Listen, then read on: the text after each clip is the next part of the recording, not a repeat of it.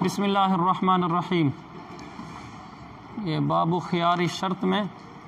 क़ाल व मन इश्तरा इमरातहु अला अन्नहु बिल खियार, मकतबा रहमानिया का सफ़ा नंबर 32 और आप लोगों का सफ़ा नंबर बुशरा का सफ़ा नंबर 49। चलें याद रहना, ये भी आंदा शुरू में बोल दिया करेंगे सफ़ा नंबर में। व मन इश्तरा इमरातहु अला अन्नहु बिल खियार सलासत अय्यामिन लम यफसुदिन निकाहु। ये एक ही मसला है पूरे काला में और बड़ा आसान तरीन है। आसान तरीन इसलिए है कि जो कायदा अभी हमने ऊपर पढ़ा है कल के सबक में कि जब मुश्तरी को खियार हो, मैं बाय हूँ और मुश्तरी है, मैंने मुश्तरी को कोई चीज़ बेची। इमाम साहब रहमतुल्लाह अलैह का मज़हब ये है कि वो चीज़ बाय की मिल्क से तो निकल गई, आगे इख्तलाफ है। इमाम साहब के नज़दीक वो मुश्तरी की मिल्क में दाखिल नहीं हुई, साहबैन के नज़दीक वो मुश्तरी की मिल्क में दाखिल हो गई। ये इख्तलाफ है ना। अब इसी इख्तलाफ पर आगे मसाइल के इस्तिंबात में, इस्तिखराज में फ़र्क पड़ता चला जाता है। कई मसाइल में फिर फ़र्क पड़ जाएगा। देखें, मन इश्तरा इमरातहु अला अन्नहु बिल खियार, एक आदमी ने अपनी बीवी ख़रीदी, बीवियाँ भी ख़रीदी जाती हैं, अला अन्नहु बिल खियार के उसको 3 दिन का खियार होगा तो निकाह फासिद नहीं होगा। वो ये था कि एक आदमी ने किसी बांदी से निकाह किया हुआ था, यानी किसी और की बांदी थी, उस बांदी से उसने निकाह किया हुआ था। अब जिस बांदी से निकाह किया हुआ था, इसी बांदी को इसने ख़रीद लिया, और जब ख़रीद लिया है तो ख़रीदने के बाद अगर इसकी मिल्क में आ गई है तो ममलूका हो जाएगी ना। अगर इसकी मिल्क में नहीं आई तो इसकी ममलूका नहीं होगी। अब कायदा सुनो, बैक वक्त एक ही औरत बैक वक्त ममलूका और मनकूहा नहीं हो सकती। ये पहले कायदा समझ लें, फिर मसला समझेगा। एक ही औरत बैक वक्त ममलूका और मनकूहा नहीं हो सकती। अगर वो बांदी आपकी ममलूका है तो फिर वो आपकी मनकूहा नहीं है, क्योंकि ममलूका से निकाह करने के लिए पहले उसे आज़ाद करना पड़ता है। बांदी को बांदी रखो तो हक़ जो वजीफ़ा ज़ौजियत होता है वो आदमी उससे कर सकता है, यानी ज़ौजा बनाए बग़ैर बांदी है। लेकिन अगर उसको ज़ौजा ही बनाना है, यानी बीवी बनाना चाहते हैं, निकाह करना चाहते हैं, तो फिर बांदी भी हो और आपकी मनकूहा भी हो, बीवी भी हो, ये नहीं हो सकता। फिर आपको क्या करना पड़ेगा, पहले उसको आज़ाद करेंगे। अब आज़ाद करने के बाद फिर निकाह करेंगे। तो गोया कि जो ममलूका होती है ना वो मनकूहा नहीं होती, अगर और जो मनकूहा होती है वो ममलूका नहीं होती। नहीं, अच्छा बांदी आपकी ममलूका है, आपका उससे निकाह भी हो, ये नहीं होगा। अगर आपकी मनकूहा है तो फिर वो आपकी ममलूका नहीं है। समझिए इस बात को। तो खुलासा ये हुआ, जब बांदी मिल्क में आ जाती है उसके बाद फिर उससे निकाह करना हो तो पहले उसको आज़ाद करना पड़ता है। अब देखिए, उसने कहा जी थी तो उसकी बीवी, मनकूहा तो पहले थी। अगर मैंने जो कहा जब मनकूहा हो तो फिर वो ममलूका नहीं होती, अगर ममलूका हो तो वो मनकूहा नहीं होती। अब इस वक्त इस आदमी की ये मनकूहा है, जब इसने बांदी खरीदी है 3 दिन के ख्याल के साथ, अगर मिल्क इसकी तरफ मुंतकिल होती है तो ये ममलूका हो जाएगी ना।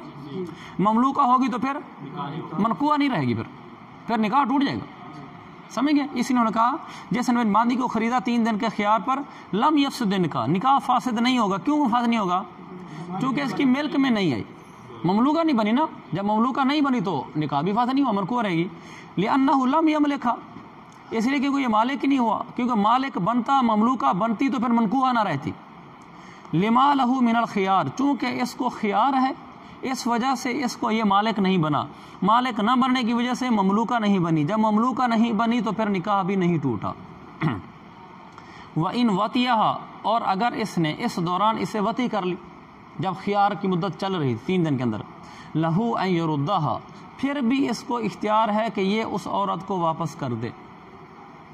क्यों? हालांकि इसने तो उसको इस्तेमाल किया है। वजह लिअन्नल वतिया बिहुक्म निकाही, क्योंकि इसने वती की है निकाह के हुक्म की वजह से। क्यों? ये मनकूहा भी तो है ना, तो इसने तो अपनी मनकूहा होने की वजह से वती की है। तो इसलिए ये नहीं कहा जाएगा कि इस आदमी ने चूँकि अब उस चीज़ को इस्तेमाल करना शुरू कर दिया, तसर्रुफ़ कर दिया है वगैरह, इसका कोई फ़र्क नहीं पड़ेगा। इसलिए कि इसने उसे वती मिल के यमीन की वजह से नहीं की, बल्कि हुक्म निकाह की वजह से की है। इल्ला इज़ा कानत बिक्रन, हाँ अगर वो इसकी मनकूहा थी لیکن ابھی تک وہ باقرہ ہی تھی. منکوحہ بھی باقرہ ہو سکتی, منکوحہ تھی مگر باقرہ تھی, اور اس نے اس سے خرید لیا اور پھر اس کے بعد اس نے اسے وطی کر لی. اب یہ اس کی ملک میں آ گئی. کیوں ملک میں آ گئی؟ اس نے اس کو عیب دار کر دیا, اس لیے اس کی بکارت ٹوٹ گئی, اب وہ سیبہ ہو گئی. اگر لکھا لِأَنَّ الْوَطِيَ يُنَقِّصُهَا, کیونکہ وطی کرنا باقرہ میں نقص اور عیب پیدا کر دیتا ہے. مشتری اگر مبی میں کوئی عیب پیدا کر دے تو اب اس چیز کو واپس نہیں کر سکتا, پھر وہ مالک ہو جاتا ہے. پھر یہ باندھی اس کی ملک میں آ جائے گی, ملک میں آنے کے سے نکاح ٹوٹ جائے گا. سمجھ گئے مسئلے کو؟ وَهَذَا عِنْدَ أَبِي حنیفہ, یہ جو بات ابھی تک پورا مسئلہ جو ابھی پڑھا ہے یہ امام صاحب کا مذہب ہے, اور آپ کو پہلے بھی معلوم ہو رہا تھا امام صاحب کا مذہب ہے. وَقَالَ يَفْسُدُ النِّكَاحُ, صاحبین فرمائیں کہ نکاح ٹوٹ جائے گا. کیوں؟ جب اس نے اگرچہ خیار کے ساتھ ہی اس کو خریدا لیکن ملک منتقل ہو گئی نا, لِأَنَّهُ مَالَكَهَا, کیونکہ یہ مالک ہو گیا, لہذا جب مالک ہو گیا تو مملوکہ بن گئی, جب مملوکہ ہوگی تو پھر منکوحہ نہیں رہی, تو یفسد النکاح, نکاح ٹوٹ جائے گا. وَإِنْ وَطِيَهَا, اور اگر اس نے اسے وطی کر لی, لم يردها, اب واپس نہیں کر سکتا. لِأَنَّ وَطِيَهَا بِمِلْكِ الْيَمِينِ, یہ وطیہا ان کا اسم ہے, بِمِلْكِ الْيَمِينِ اس کی خبر ہے, کیونکہ اس کا وطی کرنا اب یہ ملک یمین کی وجہ سے ہے. اگرچہ اس کی منکوحہ تھی لیکن چونکہ اس کی ملک میں آ گئی ہے, ملک میں آنے کا مطلب مملوکہ بننے کے بعد اس نے اب اس کو استعمال کیا ہے, تو اپنی باندھی ہونے کی وجہ سے استعمال کیا ہے. جب باندھی ہونے کی وجہ سے استعمال کیا, فیکون اجازتاً, لہذا یہ تنفیذ بیع ہوگی. یعنی اگر میں ایک چیز لی اور اس چیز کا استعمال کرنا شروع کر دیا, اس کا مطلب تو یہ ہے کہ بھئی میں نے چیز لے لیا, میری ہو گئی ہے, تو بیع گویا کہ نافذ ہو گئی ہے. فیمتنع الرد, لہذا واپسی ممتنع ہو جائے گی. وَإِنْ كَانَتْ سَيِّبًا, اگرچہ عورت سیبہ ہی کیوں نہ ہو, بکر نہ ہو, اگرچہ سیبہ ہو, پھر بھی وطی کرنے سے اب واپسی نہیں ہوگی, کیونکہ ان کے نزدیک ملک میں آ گئی تھی. ملک میں آنے کے بعد جب وطی کیے تو گویا کہ اپنی مملوکہ سے وطی کیے, تو جب مملوکہ کو استعمال کرنا شروع کر دیا مبی کو, تو گویا کہ آپ اس پر راضی ہو گئے کہ میں نے چیز رکھ لی ہے, میں نے خرید لی ہے. جی,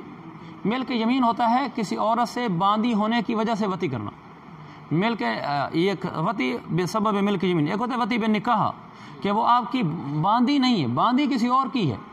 آپ نے نکاح کیا اور اب نکاح کی وجہ سے وطی کر رہے ہیں. تو جب اس نے اس کو خرید لیا تو اس کی باندھی ہو گئی, باندھی خریدی ہے نا, اب جو وطی کرے گا تو ملک یمین کی وجہ سے کرے گا, یعنی باندھی ہونے کی وجہ سے کرے گا. تو گویا کہ اس نے اس باندھی کو اپنے لیے خریدی ہوئی چیز تسلیم کر لیا اور اپنی باندھی سے وطی کر رہا ہے. تو جب مملوکہ چیز کو استعمال کرنا شروع کر دی جائے, مبیہ چیز کو, تو گویا کہ خیال رکھنے والے کی طرف سے یہ بات ہوتی ہے کہ اب عقد نافذ ہو گیا. جیسے مثال کے طور پر ایک آدمی کو میں موبائل بیچتا ہوں, وہ خیار شرط رکھتا ہے, یہ میرا موبائل لے لینے کے بعد میں اسے گاڑی بیچتا ہوں, وہ خیال رکھتا ہے اور 2 دن کے اندر یہ گاڑی کو لے کر لاہور چلا جاتا ہے, اس کا اوپر ڈیزائن کرانا شروع کر دیتا ہے, اس کا پینٹ چینج کروا دیتا ہے گاڑی کا. گویا کہ اس نے گاڑی رکھ لی ہے,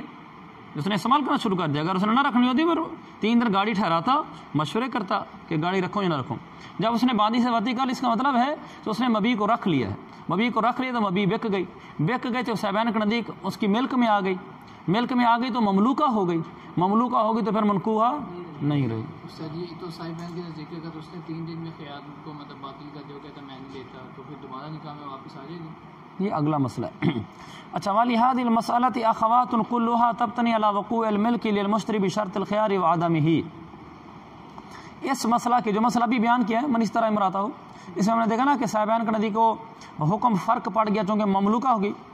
ملک میں آنے کی وجہ سے صاحبین کے نزدیک مسئلہ اور نکلا, اور امام صاحب کے نزدیک ملک میں نہ آنے کی وجہ سے مسئلہ اور نکلا, فرق پڑ گیا نا. ان کا لحاظ المسئلۃ اخوات, اس مسئلے کی اور بھی کئی نظائر ہیں. اخوات اس جیسے اور کئی مسئلے, اس مسئلے کے اس جیسے اور کئی مسئلے ہیں. اخوات اس جیسے اور کئی مسئلے ہیں, اس مسئلے کے اس جیسے اور بھی کئی مسئلے ہیں. کلھا تبتنی علی, سب کی بنیاد اس پر ہے, تبتنی سب کی بنیاد اس بات پر ہے, علی وقوع الملک للمشتری بشرط الخيار وعدم الملک للمشتری بشرط الخيار. سمجھ گئے کہ خیار شرط کی جسے مشتری کے لیے ملک ہوتی ہے صاحبین کے نزدیک, وہ عدم ہی, اور امام صاحب کے نزدیک ملک نہیں ہوتی. تو چونکہ بنیاد یہ ہے, اور اس کے آگے پھر مسئلوں میں سب میں فرق پڑتا چلا جائے گا. اور یہاں سے آگے اس نے 7 مسئلے بیان کیے ہیں. 7 بالکل آسان اس لیے ہیں کہ 7 کی بنیاد یہ ہے. صاحبین امام صاحب کے نزدیک جو کہ ملک نہیں ہوئی لہذا حکم اور نکلے گا, صاحبین کے نزدیک جو کہ ملک ثابت ہو گئی لہذا حکم اور نکلے گا. اب دیکھو, منہا پہلا مسئلہ عتق المشترى, لفظ ہے منہا عتق المشترى, مشترى کی راہ کے اوپر کھڑی زبر ہے اب کیا کھڑی زبر ہے زبر ہے دکھلاؤ ہاتھ رکھو ہاں 2 نقطے نہیں شاباش یہ اصل میں اصل کی پہچان ہے کیونکہ عربی گرامر کے لحاظ سے جو یا پڑھی جاتی ہے نا اس کے نیچے نقطے دیتے ہیں جو نہیں پڑھی جاتی اس کو نیچے نقطے نہیں دیتے چلے وہ منہا عتق المشترا اور میں سے ایک ہے مشترا کا مشتری پر آزاد ہو جانا اذا کان قریبا له فی مدت الخیار جب وہ مشترا مشتری کے لیے قریبی رشتہ دار ہو تو اس مشترا کا آزاد ہو جانا فی مدت الخیار فی مدت الخیار متعلق ہے عتق المشترا کے مصدر عتق کا مشترا کا مدت خیار میں آزاد ہو جانا جبکہ وہ مشترا مشتری کے قریب ہو اس مسئلے کی تشریح کی ضرورت نہیں ہے ہاں گزر گیا اس میں امام صاحب رحمۃ اللہ کے نزدیک وہ آزاد نہیں ہوگا اور صاحبین کے نزدیک آزاد ہو جائے گا اچھا وہ منہا دوسرا مسئلہ عتقہ اس عتق المشترا منہ عتقہ اذا کان المشتری حلف ان ملکت عبدا فهو حر اس میں ایک یہ ہے اسی مشترک آزاد ہو جانا جب مشتری نے یہ قسم کھائی ہو کہ اگر میں کسی غلام کا مالک ہوا تو وہ آزاد ہوگا تو اس صورت میں امام صاحب کا نزدیک چونکہ مالک نہیں ہوا لہذا آزاد نہیں ہوگا اور صاحبین کا نزدیک چونکہ مالک ہو گیا ہے آزاد ہو جائے گا آسان ہے نا بخلاف میں اس سارے مسئلے ایسے ہیں یہ آسان ہے بخلاف ما اذا قال ان اشتریت عبدا فهو حر برخلاف اس کے کہ اگر اس نے یوں کہا کہ اگر میں نے غلام خریدا تو پھر وہ آزاد ہے اس میں تو پھر صاحب کا نزدیک آزاد ہو جائے گا کیونکہ خریدنا تو صاحب کا نزدیک ثابت ہے نا فلأنه يصير كالمنشئ للعتق بعد الشراء فيسقط الخيار ويعتق اجماعا کیونکہ اب یہ ایسے ہو گیا کہ جیسے عتق کو اب ایجاد کر رہا ہو خریدنے کے بعد یعنی خریدنے کے بعد گویا کہ اب یہ اس کو آزادی دے رہا ہے لہذا خیار اس کا ساقط ہو جائے گا اور یہ بالاجماع آزاد ہو جائے گا اس لیے کہ جس چیز کو کسی شرط سے معلق کر دیا جائے تو وہ چیز شرط پوری ہونے کے وقت معلق نہیں رہتی منجد ہو جاتی یعنی وہ پوری ہو جاتی اس نے کہا کہ جب میں نے غلام خریدا تو آزاد جب اس نے غلام خرید لیا تو پھر اس کے بعد وہ آزاد بھی ہو جائے گا ومنہا اور ایک مسئلہ یہ ہے ان حید المشترات فی المدت لا یجتدئ به فی الاستبراء عنده وعندهما یجتدئ ایک مسئلہ یہ کہ باندھی مشترات جو یہ سارا وہی چل رہا ہے جو باندھی خیار کے ساتھ خریدی گئی ہے اور مشتری نے خیار رکھا ہوا ہے باندھی مشترات کا حیض مدت خیار کے اندر لا یجتزع به یہ کافی نہیں ہوگا فی الاستبراء استبراء کے اندر امام صاحب کا نزدیک اور صاحبین کا نزدیک کافی ہوگا مسئلہ یہ کہ جب کوئی آدمی کسی باندھی کو خرید کے لاتا ہے خرید کر لانے کے بعد پھر ایک دفعہ حیض اس کو آتا ہے اس کو کہتے ہیں اب یہ استبراء ہوا ہے تو جب تک استبراء نہ ہو وہ وطی نہیں کر سکتا اسی مدت خیار کے اندر اس کا حیض آ گیا اب یہ حیض چونکہ خریدنے کے بعد آیا ہے امام صاحب کا نزدیک چونکہ باندھی اس کی ملک میں نہیں ہے اور ملک میں آنے کے بعد استبراء ہوتا ہے لہذا یہ استبراء کافی نہیں ہوگا یہ والا حیض استبراء کے لیے کافی نہیں ہوگا یعنی اب اس کو ایک اور حیض پورا کروانا پڑے گا اور صاحبین کا نزدیک چونکہ خریدنے کے بعد ہی ملک میں آ گئی تھی اور ملک میں آنے کے بعد حیض آنا ضروری ہوتا ہے تو گویا کہ یہ ملک میں آنے کے بعد حیض ہوا ہے سمجھے اس بات کو ہاں اب استبراء کا نزدیک ہو جائے گا بلو ردت بحکم الخيار الى البائع لا يجب عليه الاستبراء عنده اب اس کا فرق کیسے ظاہر ہوگا ایک فرق اور بھی اس میں ظاہر ہوگا ایک تو یہ وہ یہ ہوگا بلو ردت بحکم الخيار اگر خیار کے حکم کی وجہ سے یہ بائع کے پاس واپس لوٹا دی گئی یعنی مشتری نے کہا جی میں نہیں رکھتا لا یجب علی البائع الاستبراء عنده امام صاحب کا نزدیک بائع کے اوپر استبراء واجب نہیں ہے اس لیے کہ وہ اس کی ملک سے نکلی نہیں تھی یا تو اس کی ملک سے نکل کر ان کے ملک میں گئی ہوتی تو اب جب دوبارہ اس کے پاس آ رہی ہے بائع کے پاس گویا کہ دوسرے کی مملوک باندھی آ رہی ہے جب دوسرے کی مملوک باندھی آ رہی تو پہلے استبراء کرنا چاہیے امام صاحب کے نزدیک چونکہ بیچنے کے باوجود بھی اس کی ملک سے نہیں نکلی تھی کہ اپنی ملک میں تھی لہذا جب دوبارہ اس کے پاس آئی ہے تو اب امام صاحب کا نزدیک اس بائع کو استبراء کرانے کی ضرورت نہیں یہ ایسے جیسے اس نے باندھی کسی کے پاس امانت رکھی ہوئی پھر واپس لے لی ہو وَإِنْدَهُمَا يَجِبْ اور ان کے صاحبین کے نزدیک استبراء واجب ہوگا اذا ردت بعد القبض جب قبضے کے بعد واپس کی گئی ہو یعنی مشتری لے کر قبضہ لے کر چلا گیا اور پھر اس نے خیار کی وجہ سے باندھی واپس کر دی اب امام صاحب کا نزدیک چونکہ یہ اس کی ملک سے باہر نکلی ہی نہیں تھی کسی اور کی مملوکہ تو بنی نہیں چونکہ دوسرے کی مملوکہ نہیں بنی تو جب اپنے پاس آئے گی تو دوسرے کی مملوکہ باندھی نہ ہو تو استبراء کی ضرورت نہیں ہوتی اگر کسی اور کی مملوکہ باندھی آپ کے پاس آئی تو پھر استبراء کراتے ہیں اس لیے امام صاحب کا نزدیک تو استبراء نہیں ہوگا لیکن صاحبین کا نزدیک ہوگا اس لیے کہ وہ جو ہے کہ جو دوسرے کے پاس چلے گی تو اس کی مملوکہ ہوگی تھی نا، تو اب اس کے پاس بائے کے پاس دوسرے کی مملوکہ باندھی آئی ہے، جب دوسرے کی باندھی ہے تو پہلے استبراء کرانا پڑتا ہے۔ اس میں تو ہم نے پیچھے پڑھا تھا کہ امام حنیفہ کے نزدیک وہ بائے کی ملک سے نکل جاتی لیکن مشتری کی ملک میں داخل نہیں ہوتی۔ تو دوسرے کی مملوکہ تو نہ بنی نا، تو لیکن آپ تو کہہ رہے ہیں کہ وہ امام حنیفہ کہہ رہے ہیں کہ اس کی ملک سے نہیں نکلی، پھر بائے کی ملک میں ہی ہے واپس۔ ہاں ملک سے نہیں نکلی تو لفظ زبان سے نکل گیا، اصل یہ یوں ہے کہ دوسرے کی ملک میں نہیں آئی، یعنی مملوکہ نہیں بنی کسی اور کی، کیونکہ جب دوسرے کی مملوکہ باندھی آپ کے پاس آتی ہے پھر استبراء کرانا ہوتا ہے۔ جب یہ باندھی واپس آئی ہے کسی کی مملوکہ باندھی تو آپ کے پاس نہیں آئی، یہ اس لیے کہ اگلے کی ملک ثابت ہی نہیں ہوئی تو لہٰذا استبراء نہیں ہوگا۔ اچھا وَمِنْهَا اِذَا وَلَدَتِ الْمُشْتَرَاتُ فِي الْمُدَّةِ بِالنِّكَاحِ، بالنکاح ولدت کے متعلق ہے، ای ولدت بالنکاح، جب مدت کے اندر خریدی ہوئی باندھی یہ نکاح کی وجہ سے اس نے بچہ جان دیا تو یہ ام ولد نہیں ہوگی لہو اس مشتری کی، امام صاحب نزدیک صاحبان کے برخلاف، کیونکہ ام ولد کس کو کہتے ہیں؟ جب کسی کی اپنی مملوکہ باندھی اس کی وطی کرنے سے بچہ جن دے، ایک آدمی کی اپنی مملوکہ باندھی ہے اور اس مالک نے اسے وطی کی، اس وطی کے نتیجے میں بچہ جنا گیا تو اب یہ باندھی اس کی ام ولد ہو جائے گی۔ یہاں جس مشتری نے جو باندھی خریدی تھی، مشتری نے پہلے اسے نکاح کیا ہوا تھا، اب یہ جب باندھی وہاں گئی اس کے پاس، اسی مدت خیار میں اس نے اس نکاح کی وجہ سے بچہ جنا، یعنی نکاح کی وجہ سے وطی ہوئی تھی اس کی وجہ سے بچہ جنا ہے، تو اب یہ اس مشتری کی ام ولد نہیں ہوگی، اس لیے کہ ابھی اس کی ملک میں نہیں ہے امام صاحب کے نزدیک، یعنی اس کی غیر مملوکہ باندھی نے اس کے لیے بچہ جنا ہے۔ امام صاحب کے نزدیک جو عورت جو باندھی اب اس کے پاس جا کر بچہ جن رہی ہے وہ باندھی مملوکہ ہے یا غیر مملوکہ ہے؟ غیر مملوکہ ہے۔ غیر مملوکہ باندھی کے بچہ جننے سے ام ولد نہیں ہوتی، اور مملوکہ باندھی کے بچہ جننے سے باندھی ام ولد بنتی ہے۔ صاحبین کے نزدیک تو چونکہ اس کی مملوکہ باندھی تھی نا، اس کی مملوکہ باندھی نے بچہ جنا ہے لہذا ان کے نزدیک ام ولد بن جائے گی۔ ومنها ایک مسئلہ یہ ہے کہ اذا قبض المشتری المبيع باذن البائع ثم اودعه عند البائع فهلك في يده في المدة هلك من مال البائع لارتفاع القبض بالرد لعدم الملك عنده وعندما من مال المشتری لصحة الايداع باعتبار قیام الملک۔ یہ آسان ہے سارے۔ ایک مسئلہ ہے کہ اذا قبض المشتری المبيع، مشتری نے مبیع پر قبضہ کیا باذن البائع، بائع کی اجازت سے، میں نے چیز بیچی اور مشتری نے اس پر قبضہ کر لیا میری اجازت سے، پھر ثم اودعہ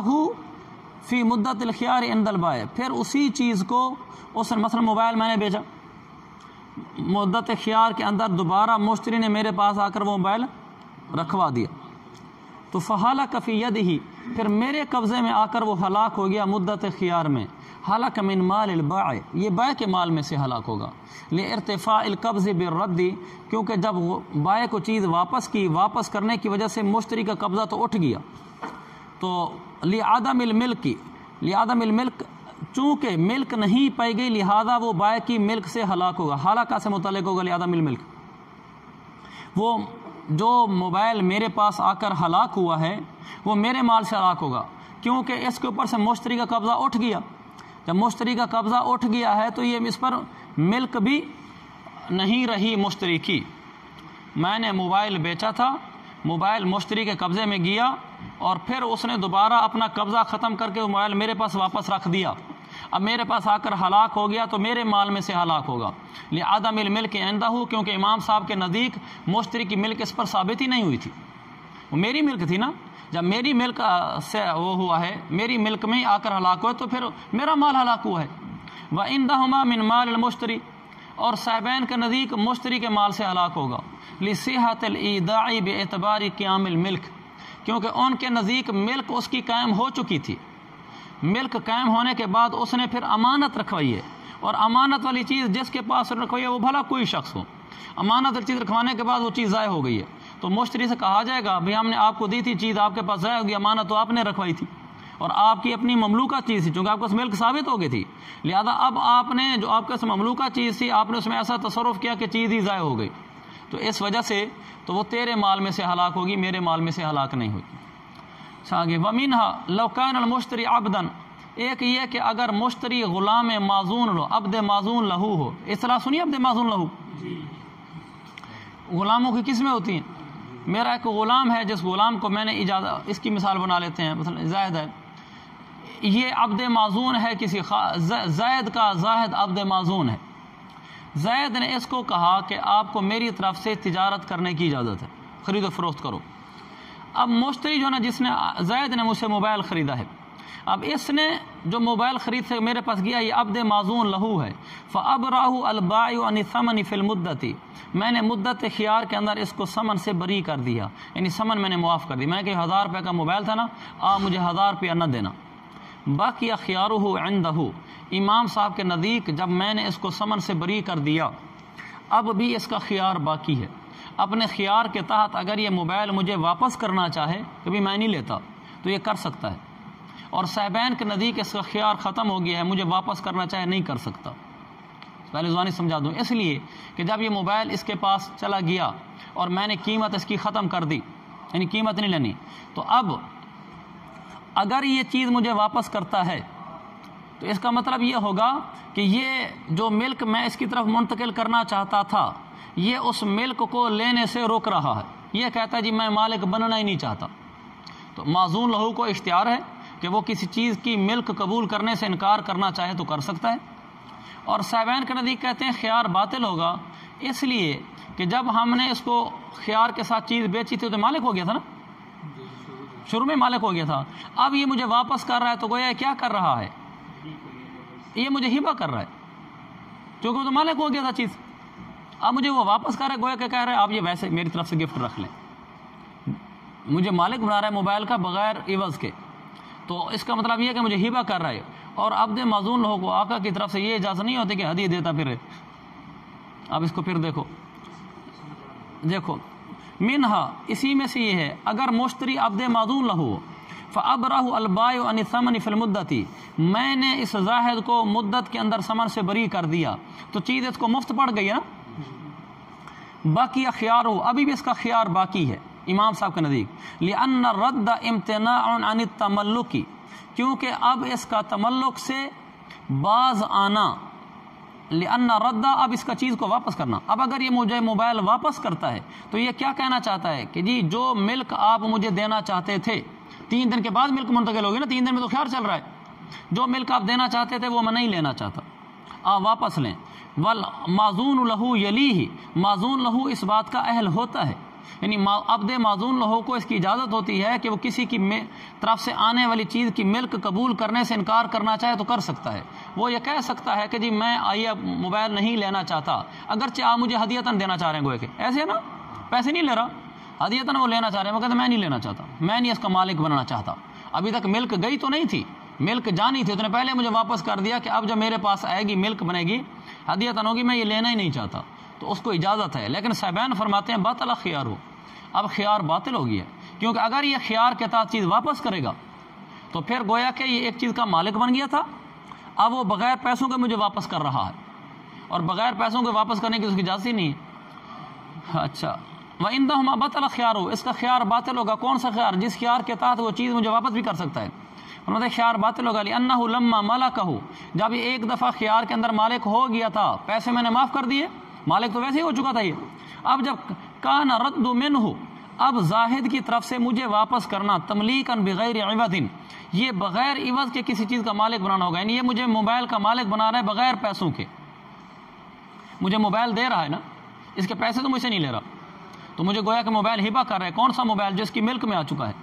لہذا یہ اپنی مملوک چیز کو ہبہ نہیں کر سکتا آگے، اس لیے صاحبان فرماتے ہیں وَهُوَ لَيْسَ مِنْ أَهْلِهِ، اس کو تو اس کا اختیار ہی نہیں ہے کہ کسی کو بغیر پیسوں کی چیزیں دیتا پھرے، لہذا اس کا خیار باطل کر دیں گے، بس چیز تیری ہوگی، اپنے پاس رکھ، واپس نہیں کر سکتا۔ وَمِنْهَا، اور ایک مسئلہ یہ اور آخری مسئلہ ہے، اِذَا اشْتَرَى ذِمِّيٌّ مِّن ذِمِّيٍّ خَمْرًا، ایک ذمی آدمی نے دوسرے ذمی سے شراب خریدی، عَلَىٰ أَنَّهُ بِالْخِيَارِ، اس شرط پر کہ اس کو اختیار ہوگا، وہی مشتری نے شراب خریدی، اس کی مثال تو نہیں بنانی چاہیے، مجھ سے خریدی، اللہ تعالیٰ نے اسلام دیا، یہی دولت ہمارے لیے بڑی ہے۔ ایک ذمی نے کسی ذمی سے شراب خریدی اس شرط پر کہ مشتری کو خیار ہوگا، پھر وہ مشتری اسلام قبول کر گیا، بطل الخیار عندہما، صاحبین کے نزدیک اب اس کا خیار باطل ہو گیا ہے۔ خیار کیوں باطل ہو گیا ہے؟ اس لیے کہ اگر وہ ذمی خیار اس کا باقی رکھتے ہیں، خیار باقی رکھتے ہیں تو خیار کے تحت وہ چیز واپس کر سکتے ہیں نا، جب خیار کے تحت وہ چیز واپس کر رہا ہوگا تو گویا کہ وہ شراب کا مالک تھا، کیونکہ خیار کے تحت صاحبین کے نزدیک وہ شراب کا مالک ہو گیا نا، اب جب وہ واپس کر رہا ہے تو اس وقت وہ مسلمان ہے، تو گویا کہ ایک مسلمان شراب کسی اور کو دے رہا ہے تو مسلمان کو تو اس کی اجازت ہی نہیں ہے کہ وہ شراب کو کسی کو دے، نہیں کر سکتا. اس لیے کہا بیان کر دی خیار باطل جگہ لأنہ مالکہ، چونکہ وہ مالک ہو چکا تھا، فلا یملک ردہا، لہذا اب وہ شراب کو واپس نہیں کر سکتا. وہ مسلم اس حال میں کہ مسلمان ہے. کیوں؟ لأن الاسلام یمنع تملیک الخمر، اسلام اس سے منع کرتا ہے کہ آپ شراب کا کسی کو مالک بنائیں. آپ تو مالک بن چکے تھے خیار کی مدت کے اندر، اب آپ واپس کر رہے ہیں بیع کو، گویا کہ آپ شراب کا کسی کو مالک بنا رہے ہیں، چونکہ آپ تو مالک بن چکے تھے، اس کی اجازت نہیں ہے. اور امام صاحب کا نزدیک یبطل البیع، بیع ہی باطل ہو جائے گی. اسلام ذمی مشتری ذمی کے اسلام لاتے ہی بیع ختم. لأنہ لم یملکہ، کیونکہ جب ذمی تھا اس حالت میں تو یہ مالک نہیں ہوا تھا، اب مسلمان ہو گیا ہے. فلا یتملکھا باسقاط الخیار وہو مسلمون، اب یہ اس کا مالک نہیں بن سکتا خیار ساقط کرنے سے. مثلا اب اگر ہم اس کا خیار باقی رکھتے ہیں اور خیار باقی رکھنے کی صورت میں شراب واپس نہیں کرتا، یہ شراب اپنے پاس رکھ لیتا ہے، کہتا ہے وہ جو مجھے خیار تھا نا، خیار کو استعمال کرتے ہوئے میں شراب اپنے پاس رکھتا ہوں، تو کس چیز کا مالک بن رہا ہے؟ مسلمان کو تو اس کی اجازت ہی نہیں ہے کہ وہ شراب کا مالک بنے. لہذا تو وہ اب ہم اس کو یہ کہیں گے کہ یہ بیع ہی باطل ہے، تاکہ وہ اپنا خیار استعمال کر کے اس شراب کو اپنے ملک میں نہ لا سکے. لم یملکھا، کیونکہ جب وہ مالک نہیں ہوا، لہذا جب وہ مالک نہیں ہوا، فلا یتملکھا باسقاط الخیار، وہ خیار ساقط کرنے کے ذریعے سے مالک نہیں ہو سکتا اس حال میں کوئی مسلمان ہو، کیونکہ اسلام تملک کے خمر سے بھی منع کرتا ہے جس طرح تملیک کے خمر سے منع کرتا ہے. ومن شرط له الخيار فله ان يفسخ في مدت الخيار، یہ مسئلہ تو اتنا آسان ہے کہ اگر میں نہ بھی پڑھوں تو کام چل جائے گا، تو اس کو چھوڑنا دیں. اچھا چلو پڑھ لیتے ہیں، جلدی پڑھ لیتے ہیں، ویسے بہت آسان ہے. ومن شرط له الخيار، اس سارے مسئلے کا خلاصہ یہ ہے کہ مثلا میں اور زاہد، میں بائع تھا، یہ مشتری تھا. زاہد نے ایک چیز خریدی اور اس نے اپنے پاس خیار شرط رکھا تھا، اور یا میں نے چیز بیچی تھی، میں نے اپنے پاس خیار شرط رکھا تھا. اب اس میں حکم یہ ہے کہ جو اس آدمی نے خیار شرط رکھا تھا وہ اس کو فسخ کرنا چاہتا ہے کہ میں بھی اس کو ختم کرتا ہوں، اپنے خیار شرط کو جب اس کو فسخ کرنا چاہتا ہے تو ضروری ہے دوسرا جو مقابل ہے اس کی موجودگی میں فسخ کرے. ایسا نہیں کر سکتا کہ میں نے اس کو موبائل بیچ دیا اور 3 دن کے اندر میں نے گھر بیٹھے بیٹھے کہہ دیا بھی میں نے تو فسخ کر دیا اپنا خیار. اچھا ومن شرط له الخيار، ایک آدمی نے خیار کی شرط لگا لی، مثلا میں نے لگائی، میں بائع ہوں، فله ان يفسخ في مدت الخيار، میں مدت خیار میں اپنا یہ فسخ بھی کر سکتا ہوں. وله ان يجيز، اور یہ بھی اختیار ہے کہ وہ بیع کو نافذ بھی کر سکتا ہے، فسخ بھی کر سکتا ہے، نافذ بھی کر سکتا ہے. فإن أجاز بغیر حضرت صاحبہ جاز، اگر تو اپنے ساتھی کی موجودگی کے بغیر نافذ کر دیا پھر تو جائز ہے. میں نے کہہ دیا جو میں نے کتاب آپ کو بیچی تھی، میں نے اگرچہ خیال رکھا تھا، ٹھیک ہے میں نے بیچ دی، یہ تو جائز ہے. وَإِن فَسَخَ لَمْ يَجُزْ، اور اگر میں نے فسخ کر دیا، میں نے کبھی وہ کتاب میں نے نہیں بیچی آپ کو، مجھے واپس چاہیے، دوسرے دن میں نے کہہ دیا لم یجوز، یہ فسخ کرنا میرا جائز نہیں ہے. الا یکون الآخر حاضرا، مگر یہ کہ دوسرا حاضر ہو، حاضرا کا معنی ہے عالما، مگر یہ کہ دوسرے کے علم میں بات ہے، یعنی بولا حاضر ہونا ہے اور مراد لیا علم ہونا، اس کے علم میں بات ہونی چاہیے کہ میں اب اس کو فسخ کر رہا ہوں. امام صاحب کا مذہب ہے، امام یوسف کا، محمد کا بھی. ابو یوسف فرماتے ہیں یجوز وہو قول الشافعی، امام یوسف فرماتے ہیں کہ نہیں، اگر فسخ کر دے تو یہ بھی جائز ہے اگرچہ اگلا موجود نہ، اگرچہ اگلے کو پتہ نہ چلے. امام شافعی کا بھی یہ قول ہے. والشرط هو العلم، اب یہ اس کی وضاحت کر رہے ہیں حاضرن کی. ہم تو نے شرط کیا لگائی تھی، مگر یہ کہ دوسرا حاضر ہو. وہ کہہ رہے ہیں نہیں، شرط حاضر ہونا نہیں ہے، شرط علم ہونا ہے، اگلے کو علم ہو کہ میں نے فسخ کر دیا. وَإِنَّمَا كَنَا بِالْحَضْرَةِ عَنْهُ، اور اس نے کنایہ کیا ہے حاضرن کے ذریعے سے، اس علم سے حاضرن کے ذریعے کنایہ کیا ہے، یعنی بولا اس نے حاضرن ہے اور کنایتن مراد عالی مان لیا ہے کہ مراد علم ہے اور بولا حضرت ہے. حضرت کا معنی حضرت نہیں ہے، حضرت کا معنی حاضر ہونا. سمجھ گئے یہ مسئلہ؟ اچھا اب یہ مسئلہ ختم ہو گیا. لہو سے ضمیر کا مرجع ابو یوسف ہے. لہو امام ابو یوسف کی دلیل کیا ہے؟ امام یوسف نے کیا فرمایا تھا، اگر میں نے فسخ کیا ہے، میں نے اگر خیال رکھا تھا، میں نے فسخ کر دیا تو اگلے کو بتانا ضروری نہیں ہے. وہ فرماتے ہیں انہ مسلط علی الفسخ من جہت صاحبی فلا یتوقف علی علمی کالاجازتی. ان کی دلیل یہ ہے کہ انہ من شرط الخیار مسلط علی الفسخ، جس کے لیے خیار مشروط تھا، مثلا میں نے خیار شرط رکھا تھا نا، انہ مسلط علی الفسخ من جہت صاحبی، خیار شرط رکھنے والا شخص اس کو قدرت دی گئی ہے، مسلط اس کو قدرت دی گئی ہے فسخ کرنے پر اپنے ساتھی کی طرف سے، یعنی مجھے میرے اپنے ساتھی زاہد کی طرف سے جس کے ساتھ میں نے معاملہ کیا ہے مشتری، مجھے اس کی طرف سے ہی اس کے فسخ کرنے پر قدرت حاصل ہے۔ کیسے قدرت حاصل ہے کہ جب میں نے اس کو کہا بھی میں خیار شرط رکھ رہا ہوں تو اس نے آگے سے کیا کہا تھا، ٹھیک ہے بھی، کیا مطلب، یعنی فسخ کرنا چاہو تو کر لینا۔ جب میں نے خیار شرط رکھا اور اس نے خیار شرط آگے قبول کر لیا تو اس نے مجھے قدرت دے دی نا اس بات کی کہ میں اگر اس کو کل فسخ بھی کرنا چاہوں تو کر سکوں،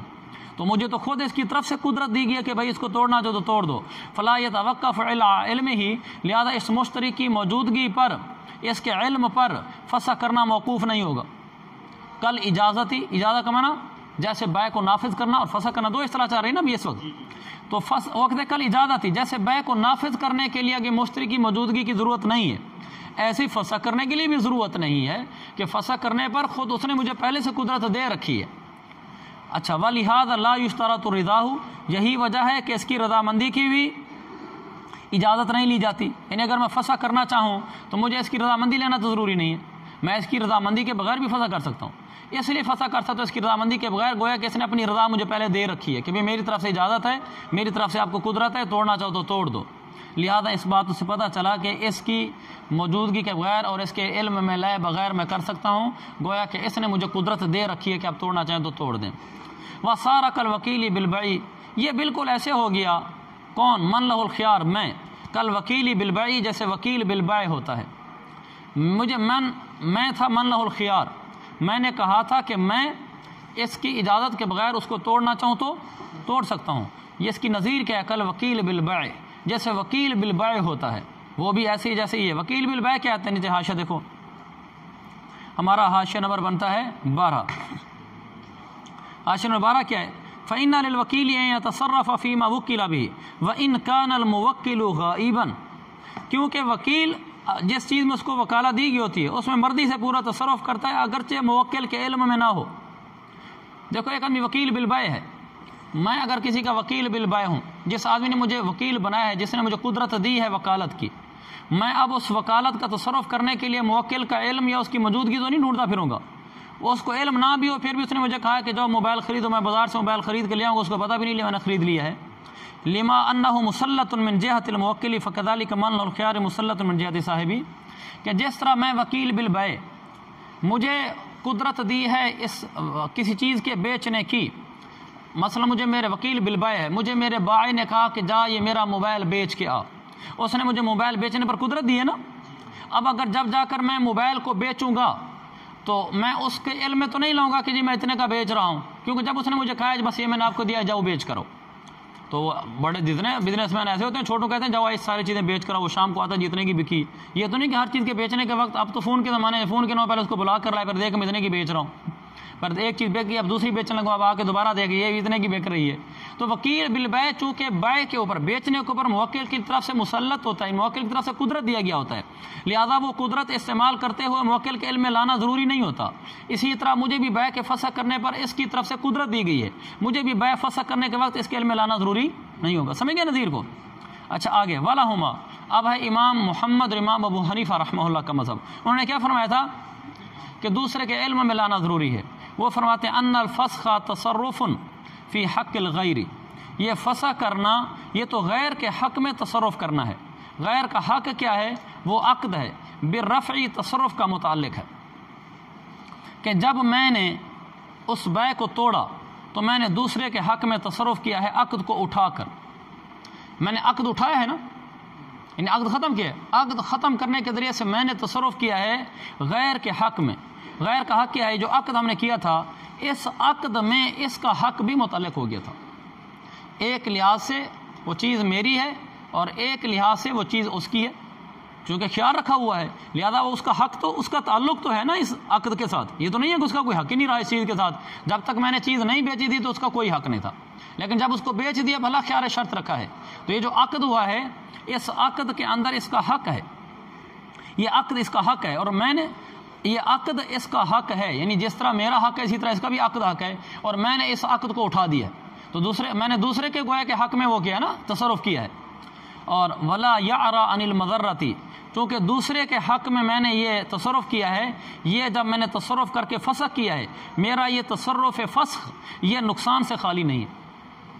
میں نے دوسرے کو گویا کہ نقصان پہنچایا اس کی اجازت میں لائے بغیر، جب میں نے فسخ کیا کہ گویا کہ میں نے دوسرے کے حق میں تصرف کر کے اسے نقصان پہنچایا ہے، یہ نقصان سے خالی نہیں ہے۔ کیسے؟ لِأَنَّهُ، کیونکہ وہ شخص لَيْسَ لَهُ الْخِيَارُ، جس کو خیار نہیں ہے، وہ کون ہے؟ مشتری، زاہد۔ خیار مجھے تھا نا، کیونکہ یہ زاہد اصاہ یعتمد تمام البیع السابق، ہو سکتا ہے یہ پچھلی بیع کے تمام ہونے پر سہارا لے رہا ہو، اعتماد کر رہا ہو، یہ کہہ رہا کہ جو ہماری پچھلی بیع ہوئی نا عبدالقادر کے ساتھ، یہی والی بیع جو چل رہی ہے، یہ بیع تمام ہو گئی تھی، کیونکہ میں نے تو اس کو بتایا نہیں کہ میں نے فسخ کر دی۔ جب 3 دن گزر گئے تو یہ کیا سمجھے گا کہ میں نے سوچوں گا بتایا نہیں بھائی، مجھے خیار تھا، لہذا بیع تمام ہو گئی ہے، یہ کیا کرے گا؟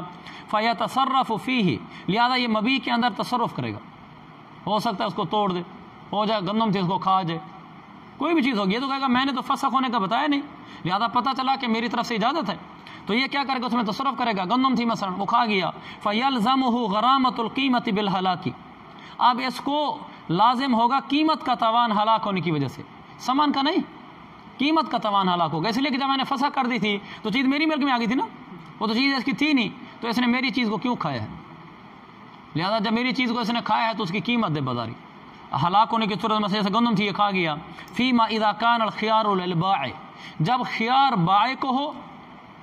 تو پھر مشتری کو نقصان ہوگا، یعنی اس کو نقصان ہوگا جس کے پاس خیار نہیں تھا۔ جیسے یہ نقصان اس کو ہوا کہ اس نے گندم استعمال کر لی، بعد میں نے کہا بھی مجھے تو قیمت چاہیے، سامان نہیں چاہیے، کیونکہ میں نے تو بیع فسخ کر دی تھی، تو گویا کہ میری چیز ہو گیا، آپ نے میری چیز کیوں کھائی ہے، لہذا مجھے اس کی قیمت دو۔ اس کو نقصان ہوا نا، اس لیے کہ میں نے جی ہاں اسی کو ہوگا، جی ہاں۔ اگلی صورت آ رہی ہے او لا یطلب لسلعته مشتریا فیما اذا کان الخيار للمشتری، اور جب اس صورت میں جب خیار مشتری کو ہو تو اس صورت میں کیا نقصان ہوگا؟ او لا یطلب لسلعته مشتریا، یا پھر یہ ہوگا کہ یہ اپنے مشتری کے لیے، لا یطلب کا فعل ہے بائع، اپنے سامان کے لیے کوئی مشتری نہیں ڈھونڈے گا اس صورت میں جب خیار مشتری کو ہو۔ دیکھیں میں نے اس کو چیز بیچی، یوں سمجھ لیں ریمنڈ کا اجتماع چل رہا ہے جہاں بازار ہی ٹوٹل 3 دن لگتا ہے، تو میں وہاں وہ چیزیں، ایسی چیزیں جو صرف ریمنڈ کے اجتماع میں بکتی ہیں، ایسی ہوتی ہیں نا بعض چیزیں، جیسے مثلا پرالی بکری ہوتی ہے، وہاں لوگ لے جاتے ہیں اپنے بستروں کے نیچے بچھاتے ہیں، پرالی کے گٹھڑ بکتے ہیں نا، پرالی جانتے ہیں، نیچے وہ خشک گھاس ہوتا ہے، وہ خشک گھاس وہاں بک رہا ہوتا ہے، لوگ نرم جگہ اپنے کرنے کے لیے اپنے نیچے بچھا لیتے ہیں، وہ تو بکتے ہی ریمنڈ کے دنوں میں ہے، آگے بھی مجھے اس خشک گھاس کو کس نے لینا ہے، تو ٹکے بہت بکے گا، وہاں تو ذرا صحیح چیز بک رہی ہوتی ہے۔ تو کئی چیزیں ایسی ہوتی ہیں جو وہاں وہیں بک رہی ہوتی ہیں اور کہیں نہیں بکتی، ریمنڈ کا خاصہ ہوتی ہیں۔ تو ایسے موقع پہ جب میں نے خیار تھا مشتری کو، میں نے اس کو 2 گٹھڑیاں وہاں بیچ دی، اور اس نے خیال رکھا تھا کہ اچھا میں آپ کو 3 دن کے اندر بتاتا ہوں کہ میں نے خریدنی ہے کہ نہیں خریدنی، اور اس نے مجھے بتایا نہیں اور خیار فسخ کر دیا، یعنی میں نہیں خریدا۔ 3 دن بعد میں خوش ہوں کہ الحمدللہ میری چیز بک گئی، یہ 3 دن بعد جب اجتماع ختم ہوتا ہے مجھے آ کر کہتا ہے میں نے تو وہ خیار کے ساتھ فسخ کر دی تھی بھائی، وہ گٹھڑیاں پڑیاں ادھر ہی، اور میں تو اس کا کوئی گاہک ہی اور نہیں ڈھونڈا، میں نے تو کوئی اور گاہک ہی نہیں ڈھونڈا، اور حالانکہ اس چیز کے بکنے کے دن بھی وہی تھے، میرا تو نقصان ہو گیا نا۔ یہ لکھا ہوا ہے او لا یطلب البائع عبد القادر لا یطلب لسلعته مشتریا، یہ اپنے سامان کے لیے کوئی اور گاہک نہیں ڈھونڈے گا، وقد یکون المدت ایام رواج المبیع، اور کبھی جو مدت خیار ہے نا وہ اتنی ہوتی ہے جتنے دنوں میں مبیع کا رواج چل رہا ہوتا ہے، مدت خیار بھی 3 دن تھی، اور میرے جو مبیع کے چلنے کے دن تھے جس میں مبیع چل سکتا تھا وہ بھی ہوئی 3 دن تھے، اب اس نے اس کے بعد آ کر بتایا میری تو چیز بکنے کی نہیں رہی، نقصان ہو گیا نا، اس لیے وہ کہتے ہیں یہ نقصان سے خالی نہیں ہوتا، لہذا بتایا جائے اگلے آدمی کو کہ بھئی میں نے فسخ کر دیا، تاکہ اگر اس پہلی والی صورت ہے تو اگلا آدمی جیسے زہد تھا اس چیز کو کھائے نہیں تاکہ اس پر قیمت لازم نہ آئے، دوسری والی صورت ہے تو آدمی اپنا گاہک ڈھونڈے کوئی۔ اچھا آگے وہذا نوع ضرر، لہذا یہ قسم کا نقصان ہے کہ نہیں ہے، فیتوقف الفسخ علی علمہ، لہذا یہ فسخ علی علم صاحبی، اپنے ساتھی کے علم پر موقوف ہوگا، وصار کعزل الوکیل، یہ ایسے ہو گیا جیسے وکیل کو معزول کرنا، کیونکہ وکیل کو حاشیہ فإنہ موقوف علی علمہ بعزل الموکل کئی لا یتضرر بلزوم ثمن، کیونکہ ایک آدمی کو وکیل بنایا ہے اور اس نے میں نے کہا جی جا کر یہ چیز خرید لو، اور وہ چلا گیا خریدنے، میں نے پیچھے سے اس کو معزول کر دیا، اس نے خرید لیا، اگلے آدمی سودا کر لیا، میرے پاس آیا کہنے لگا جی آپ نے مجھے کہا تھا چیز خرید کے لاؤ، میں لے کر آیا ہوں، آپ اس کے پیسے دو میں اس کو دے دوں. میں تو جی آپ کو معزول کر دیا تھا. تو بیچارے پر سمن لازم آگے کہ نہیں آگے؟ جس سے خرید کر لائے وہ کہے کہ مجھے تو پیسے چاہیے، تو اس کا نقصان ہوا ہے نا. جب میں نے اس کا نقصان ہو رہا تھا تو ایسی صورت میں جب مجھے پتا تھا کہ اگر میں معزول کر رہا ہوں تو سمن اسی کے کھاتے پڑے گی، لہٰذا مجھے معزول کرتے وقت اپنے وہ وکالت کو فسخ کرتے وقت اس کو بتانا چاہیے تھا بھی میں نے آپ کو معزول کر دیا ہے، وکالت فسخ کر دی ہے، اب خریدنا بیچنا تیرے اپنی ذمہ داری پہ ہوگا. میں نے نہیں بتایا تو نقصان ہو گیا، اور یہ جائز نہیں ہوتا کیونکہ اگلے کو نقصان ہوتا ہے، لہذا جیسے وہ جائز نہیں ہوتا ایسے یہ بھی جائز نہیں. بخلاف الاجازتی، صاحبین نے کیا کہا تھا؟ ایک صاحبین نے نظیر پیش کی تھی، سارا کل وکیل بالبائے، تو ہم نے بھی نظیر پیش کر دی کہ عذر الوکیل. باقی صاحبین نے کہا تھا جیسے اجازت ہے، اجازت یعنی نافذ کرنا، جب میں نے خیال شرط رکھا تھا تو اگر میں بائع نافذ کرتا ہوں تو پھر اس کو بتانا تو ضروری نہیں ہے. ابھی تو پڑھے بھی 2 سطریں پہلے، جب خیال شرط رکھا ہوا ہے میں نے اور میں اس کو، ایک ہوتا ہے فسخ ایک ہوتی ہے اجازت. اگر تو فسخ کروں گا تو ہم نے کہا تھا کہ بتانا ضروری ہے، اگر اجازت ہوگی تو ہم نے کہا بتانا ضروری نہیں ہے. صاحبان نے کہا تھا کہ جس طرح اجازت میں بتانا ضروری نہیں ہوتا اس طرح فسخ میں بتانا ضروری ہوتا. امام صاحب فرما رہے ہیں بخلاف الاجازت، آپ اس کو اجازت پر قیاس نہیں کر، بخلاف الاجازت آپ اس کو اجازت پر قیاس نہیں کر سکتے. کیوں؟ لأنه لا الزام ضرر فيه، حاشیہ سمیت عبارت پڑھ رہا ہوں بین السطور سمیت، کیونکہ اس میں تو اگلے پر کوئی نقصان لازم نہیں آتا. جب میں نے ایک چیز نافذ کر دی، خیار میں نے رکھا تھا نا، اس نے تو نہیں رکھا تھا، وہ تو راضی ہے اس چیز کے خریدنے پر، اور میں نے اجازت دے دی اس کو بتائے بغیر، اس میں اس کا کیا نقصان ہے؟ وہ تو پہلے ہی چاہتا ہے کہ اللہ کرے میں نے جو خیار رکھا ہے میں اپنا خیار استعمال نہ کروں، کیونکہ وہ تو لینا چاہتا ہے، تو اس میں تو اس کا کوئی نقصان نہیں ہے. فسخ میں تو نقصان ہے، اجازت میں نقصان نہیں ہے. آپ نقصان والی چیز کو غیر نقصان پر قیاس کر رہے ہیں. ولا نقول، صاحب نے دوسرا کیا کہا تھا؟ نیچے کیا لکھا ہوا ہے؟ جواز دلیل ابی یوسف، جواز، تو میں نے زبان سے کیا کہا؟ تو امام صاحب ٹھیک ہے، امام صاحب امام محمد طرفین نہیں کہا، امام صاحب کہا تو کوئی عرض نہیں. امام صاحب طرفین نہیں، کوئی ایسے سبقت لسانی ہو تو بتا دیا کرو کیونکہ ریکارڈنگ بھی ہو رہی ہوتی ہے. سپیڈ تیز رکھوں، ہلکی رکھوں؟ اچھا ولا نقول، اچھا سبق سمجھ آ رہا ہے؟ چلو شکر ہے الحمدللہ. ولا نقول انہ مسلط، کہتے گرمی ہے، گرمی تو برداشت کرنی پڑے گی. ولا نقول انہ مسلط، اے سی لگوا لو بھائی. ولا نقول انہ مسلط، تو اے سی کا ہمیں بھی فائدہ ہو جائے گا. اچھا ایسے چلو باتیں بڑھ جائیں گی، سب پڑھتے ہیں. ولا نقول کے نیچے جواز تو نہیں لکھا ہوا؟ جواز دلیل ابی یوسف، جواب ہمارے ہاں جواز لکھا ہوا تھا، ہم نے اس کو محنت سے جواب بنایا تھا. یہ جواز تو نہیں ہے تو جواب ہونا چاہیے. اچھا ولا نقول، یہ صاحب امام ابو یوسف رحمۃ اللہ نے دلیل دیتی کہ انہ مسلط، کہا تھا نا کہ زاہد کی طرف سے ہی مجھے قدرت دی گئی اس کے فسخ کرنے پر، انہوں نے سمجھا دیا تھا. تو امام صاحب فرماتے ہیں، طرفین فرماتے ہیں ان کی دلیل کے جواب کے طور پر لا نقول انہ مسلط علی الفسخ، ہم یہ نہیں کہتے کہ یعنی میں جس کو خیار تھا مجھے قدرت دی گئی ہے فسخ پر، ہم یہ نہیں مانتے. کیف یقال ذالک، یہ بات کیسے کہی جا سکتی ہے کہ مجھے قدرت دی گئی اس کی طرف سے؟ وصاحبہ لا یملک الفسخ، خود میرا ساتھی زاہد جس کی طرف صاحبین نے کہا، امام ابو یوسف نے کہا تھا نا کہ زاہد مشتری کی طرف سے مجھے قدرت دی گئی ہے اس کو توڑنے کی، ایسے کہا تھا نا. امام صاحب فرماتے ہیں کیسے کہا جا سکتا ہے حالانکہ میرا ساتھی یعنی زاہد لا یملک الفسخ، یہ خود فسخ کا مالک نہیں ہے. یہ فسخ کر سکتا ہے عقد کو؟ اس لیے کہ اس کو تو خیار ہی نہیں، خیار تو مجھے تھا، یہ تو اپنی طرف سے اپنی جانب سے عقد لازم کر کے گیا تھا، اس لحاظ سے تو عقد لازم ہے، تو وہ خود اس عقد کو فسخ نہیں کر سکتا. جو آدمی خود فسخ نہیں کر سکتا وہ دوسرے کو فسخ کرنے کی قدرت کیسے دے سکتا ہے؟ یعنی ایک آدمی خود کسی چیز کا مالک نہیں ہے، جو جس چیز کے آپ خود مالک نہیں ہیں آپ کسی چیز دوسرے آدمی کو اس چیز کے مالک بننے کی قدرت دے سکتے ہیں؟ تو یہ جو امام یوسف نے فرمایا تھا کہ یہ مجھے فسخ کرنے کی قدرت دے رہا ہے، امام ابو حنیفہ رحمۃ اللہ علیہ فرما رہے ہیں یہ خود فسخ کرنے کی ملک نہیں رکھتا، فسخ کرنے کا مالک نہیں ہے. جس چیز کا مالک نہیں اس کا مجھے کیسے مالک بنا رہا ہے؟ یہ تو ہو ہی نہیں سکتا.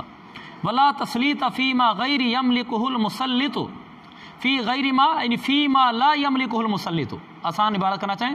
فیما لا یملک المسلط. مسلط زاہد ہے نا، یہ مسلط تھا، میں مسلط تھا، یہ قدرت دینے والا تھا، مجھے قدرت دی گئی تھی. مسلط جس چیز کے اندر خود مالک نہیں ہے اس میں تو وہ کسی اور کو تسلیط، کسی اور کو قدرت دے ہی نہیں سکتا. سمجھ گئے اس مسئلے کو؟ ولو کان فسخ، آگے مسئلہ چل رہا ہے بس یہ ختم ہو گیا. ولو کان فسخ فی حال غیبت صاحبہ، اگر فسخ کیا تھا اپنے، مثلا میں نے فسخ کر دیا تھا، مجھے خیار تھا، میں نے کہا تھا اس کے علم میں ہونا ضروری ہے، اگر میں نے فسخ کر دیا فی حال غیبت، غیبت نہ پڑھتے رہنا، فی حال غیبت صاحبی، اپنے ساتھی مشتری زاہد کی غیر موجودگی کی حالت میں، وبلغہ خبر الفسخ فی مدت الخیار، میں نے کئی دفعہ کہا میں بعض بین السور سمیت عبارت پڑھتا ہوں تو آپ خود ہی سمجھ جایا کرو، وبلغہ خبر الفسخ فی مدت الخیار، مدت خیار کے اندر اس کو فسخ کی خبر پہنچ گئی، مثلا میں نے پہلے دن اس کو فسخ کر دیا، دوسرے دن اس تک اطلاع میں نے اپنے قاصد کے ذریعے پہنچوا دی کہ میں نے فسخ کر دیا ہے، تم الفسخ، اب فسخ تام ہو گیا، لیے حصول العلم بھی، کیونکہ اس فسخ کا علم تو اس کو حاصل ہو گیا ہے، اصل مقصود تو علم تھا نا، ولو بلغہ، اگر اس کو یہ خبر پہنچی زاہد کے پاس بعد مضی المدہ، میں نے پہلے دن فسخ کیا لیکن میرا قاصد چوتھے دن پہنچا، تم العقد بمضی المدہ قبل الفسخ، عقد تام ہو جائے گا مدت کے گزرنے کی وجہ سے، چونکہ مدت کے اندر اندر میں نے اس کے علم میں نہیں لایا فسخ کرنا، لہذا فسخ سے پہلے جب مدت گزر گئی تھی، فسخ کب ہوا؟ چوتھے دن جب اس کو اطلاع ملی، اس سے پہلے مدت گزر گئی ہے تو لہذا عقد تام ہو گیا ہے۔